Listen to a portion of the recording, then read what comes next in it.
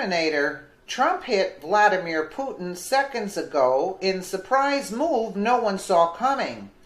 The Trump administration just retaliated against Russia and forced the closure of U.S. diplomatic locations and required Russia to close several posts in American cities.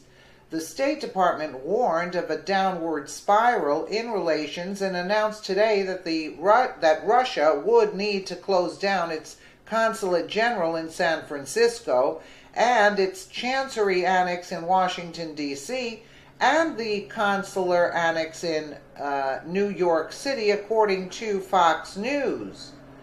These closures will need to be accomplished by September 2nd, said State Department spokeswoman Heather Nauert. This decision was implemented after Russian President Vladimir Putin kicked out 700 U.S. diplomats. After Trump signed Russian sanctions into law, here is what Rex Tillerson said below about the sanctions. The Russians' order was called unwarranted and in the spirit of parity invoked by the Russians. With this action, both countries will remain with 3 consulates each. While there will continue to be a disparity in the number of diplomatic and consular annexes, we have chosen to allow the Russian government to maintain some of its annexes in an effort to arrest the downward spiral in our relationship.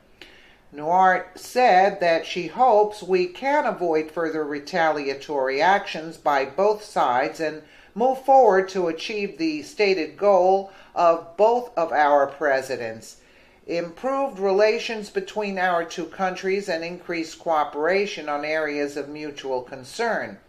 Do you think we should have done this to Russia? Are we going down a pathway to war? Share this if you are mad that the media has forced Russia and the U.S. on a path to war. You know, the media, they are the enemy of the American people. Actually, yes, they are. And, yes, it does sadden me. Let's take a quick listen at Rex, which, I don't know. Good afternoon, all. And the action by the Congress to put these sanctions in place in the way they did, neither the president nor I are very happy about that. So it's bad news, in other words. We're clear that we didn't think it was going to be helpful to our efforts, but that's the decision they made. They made it in a very overwhelming way. I think the president accepts that, and all indications are he will sign that bill, and then we'll just work with it. And that's kind of my view, is we'll work with it. We got it. We can't let it take us off track of trying to restore the relationship. Talk about the Chinese relationship goes beyond this. The president on Twitter has been very critical. Now, in terms of their response to that action, I think it's important to recognize that any leader of any country has their whole population watching them as well. And President Putin has his population of Russia watching him. And so I think the fact that they felt the need to take symmetrical action, and that's the way they view it, is that they were delayed in taking this action. Came back from the Gulf. You had a very telling and frank conversation with our colleague. With respect to my relationship with the president, it's good. The president has repeatedly expressed his confidence in me.